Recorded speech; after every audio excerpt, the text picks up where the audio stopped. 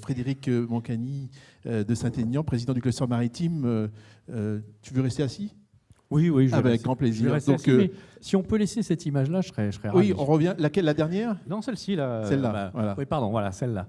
Je serais ravi parce tu as la parole, Frédéric. Elle est absolument fascinante. Merci Ariel.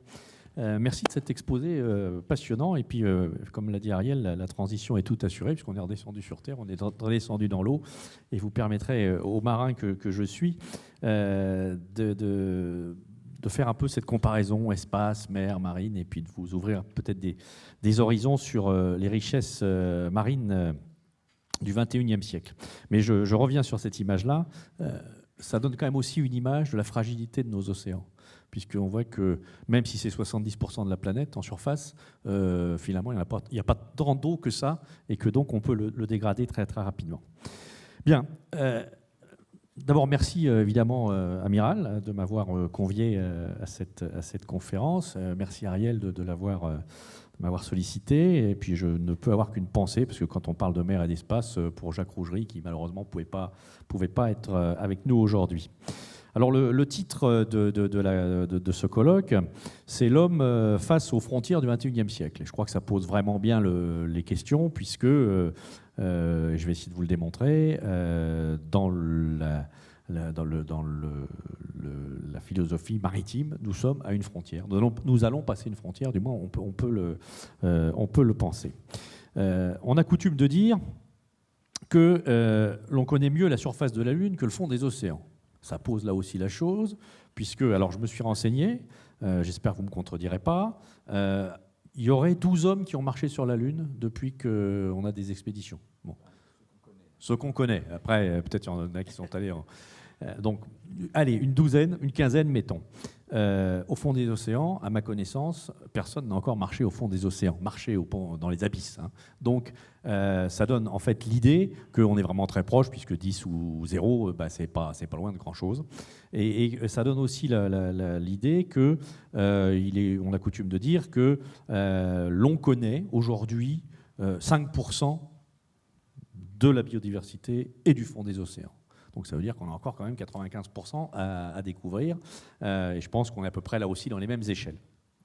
Alors, cette similitude entre mer et espace, elle est effectivement au cœur de ce colloque, puisqu'il faut qu'on regarde ensemble, et c'est ce que je vais essayer vraiment de brosser à grands traits, puisque les tables rondes qui suivront le préciseront, les richesses qu'il y a pour la mer, les richesses, les promesses pour la mer, pour les océans, et puis aussi évidemment pour l'espace.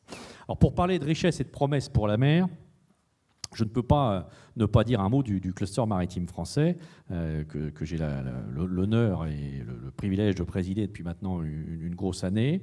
Il est né, c'est une association qui regroupe à peu près 400 adhérents, et il est né d'une vision, c'est que le XXIe siècle serait forcément le plus maritime de l'histoire de l'humanité.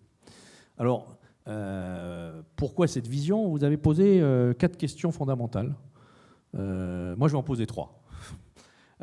Les questions fondamentales, si l'on part du principe qu'aujourd'hui, on est 7 milliards d'individus sur la planète, que les projections nous emmènent vers 2030-2040 à 9 milliards d'individus, ça veut dire qu'on a besoin de trouver des ressources pour faire vivre à peu près un tiers de plus que ce que l'on connaît aujourd'hui. On connaît bien sûr les contraintes qui sont sur la Terre. Et donc, quand on se dit comment peut-on les nourrir, comment peut-on les soigner, comment peut-on leur apporter de l'énergie et comment peut-on transporter toutes les marchandises nécessaires à la vie normale, peut-être avant d'aller dans l'espace, il faudra passer par les océans. Et donc, le 21e siècle sera maritime. Le 22e, je ne sais pas, mais le 21e, il sera maritime. Et spatial.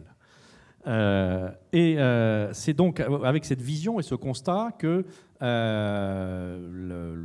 les acteurs de l'économie maritime française se sont mis un peu en ordre de marche transverse, pour essayer de promouvoir le secteur maritime français, l'activité maritime française, l'économie maritime française, puisque, et maintenant je crois qu'à peu près tout le monde le sait, mais il faut quand même le répéter, la France est la deuxième zone économique exclusive au monde en termes d'espace maritime, mais j'aurais tendance à dire le premier espace maritime au monde, puisque le programme Extraplat qui est en cours est en train de nous donner encore plus d'espace maritime, pas de zone économique exclusive, c'est légèrement différent, que les USA qui sont devant.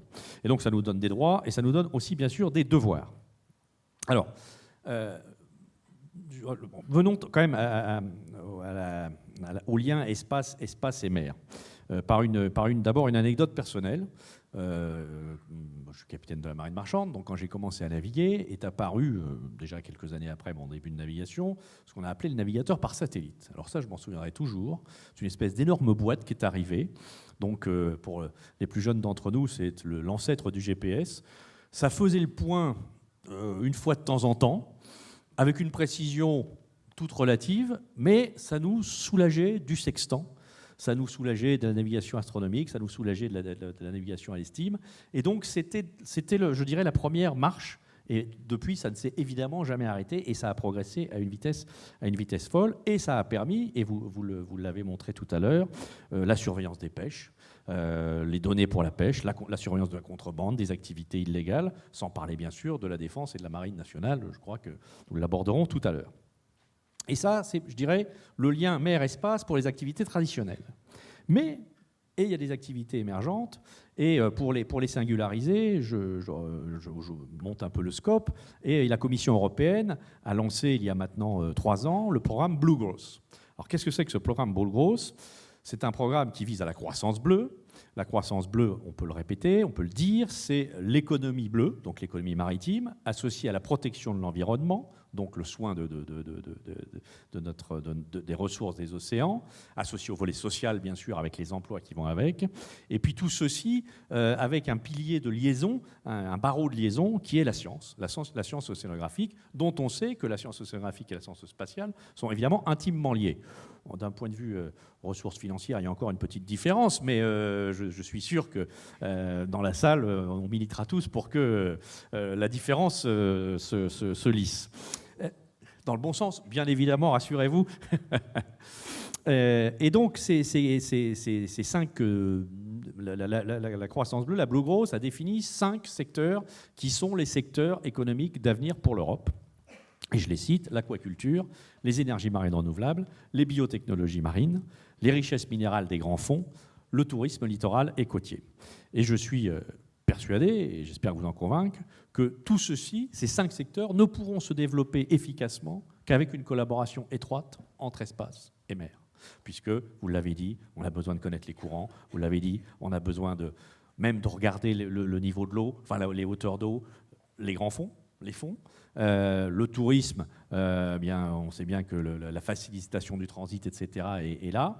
Et donc, peut-être juste pour prendre quelques exemples de ce que j'imagine comme étant des liaisons indispensables entre les deux éléments. Évidemment, je ne parlerai pas du projet Galileo, qui est quand même un projet qui nous permettra une indépendance stratégique. Alors, pour l'instant, tout va bien, mais on ne sait jamais. Donc, une indépendance stratégique du positionnement. Toutes les observations, les analyses des paramètres de la planète, la température de la surface, la cartographie des polluants, l'état des calottes glaciaires, le niveau des mers, vous l'avez dit. Toutes les alertes avancées des cyclones, l'optimisation des routes maritimes, la fluidification de la chaîne logistique pour les navires, un projet européen, le projet Mona Lisa, qui vise par justement une liaison satellitaire et une surveillance satellitaire à permettre à un navire qui part de Chine à l'instant T de lui faire réguler au mieux sa route pour arriver en Europe à l'instant T plus un mois en fonction des courants, de la météo, du trafic rencontré, de la disponibilité de la marchandise, etc. Et donc, on voit qu'on fluidifie et donc que l'on réduit les consommations d'énergie, etc., etc. Vous en avez parlé. Et puis, bien sûr, tout ce qui est cartographie de vent pour les installations de vent, de courant, pour les installations optimales des moyens d'énergie marine renouvelable qui peuvent être les éoliennes, qui peuvent être les hydroliennes. Et puis, et là, évidemment, c'est un milieu où je pense on se retrouvera, sans jeu de mots, c'est la similitude d'entraînement des hommes et des machines. On s'entraîne, pas tout à fait pareillement, mais en mer et dans l'espace, les similitudes d'entraînement. C'est une importance accrue du facteur humain, puisqu'on est dans des conditions de travail en isolement, on est dans des conditions de travail hostiles. c'est la nécessité de penser en 3D. On ne pense pas toujours en 3D quand on travaille ni dans la mer ni dans l'espace. C'est évidemment des utilisations croisées. Et je voyais en préparant ces quelques mots le succès qui a été récent d'une plateforme de récupération d'une fusée lanceur qui a récupéré la fusée sur l'océan grâce à une barge semi-submersible. Et puis aussi un projet, par exemple, sous forme de clin d'œil, le projet Océanide que l'amiral connaît bien, dont la présidente du comité d'honneur n'est autre que Claudie Aigneret. Donc on a encore ce lien, cette mixité entre les deux domaines. Sans oublier bien sûr le droit des océans et de l'espace, puisque les deux peuvent être considérés comme un bien commun de l'humanité, et donc le droit qui est appliqué aura évidemment des similitudes. Alors j'ai bientôt fini, parce que je vois Ariel qui commence à trouver le temps long. Donc l'espace et l'océan, pour moi, si on doit résumer les points majeurs, ça nécessite une vision à long terme, ce qui nécessite de l'innovation, ce qui nécessite de l'investissement lourd, des technologies de pointe, avec des utilisations de machines, de drones notamment. Ça nécessite beaucoup de formation, un esprit d'aventure, un esprit d'entreprise, et ça nécessite aussi de vouloir réaliser un peu de ses rêves, puisque pour vivre dans l'espace ou sous la mer, il faut quand même un certain nombre, un esprit d'aventure et de rêve. Ça sera un peu ma conclusion, puisque je vous ai parlé tout à l'heure de mes jeunes années de navigation. Maintenant, je vais vous parler encore plus loin de ma jeunesse. Il y avait quand même deux idoles qui, tous les deux, Jules Verne et Hergé, ont envoyé des gens sur la Lune et les ont fait marcher au fond des océans. Et donc, j'espère que c'est ce que nous allons vous faire rêver aujourd'hui pour ce colloque. Merci beaucoup, Frédéric.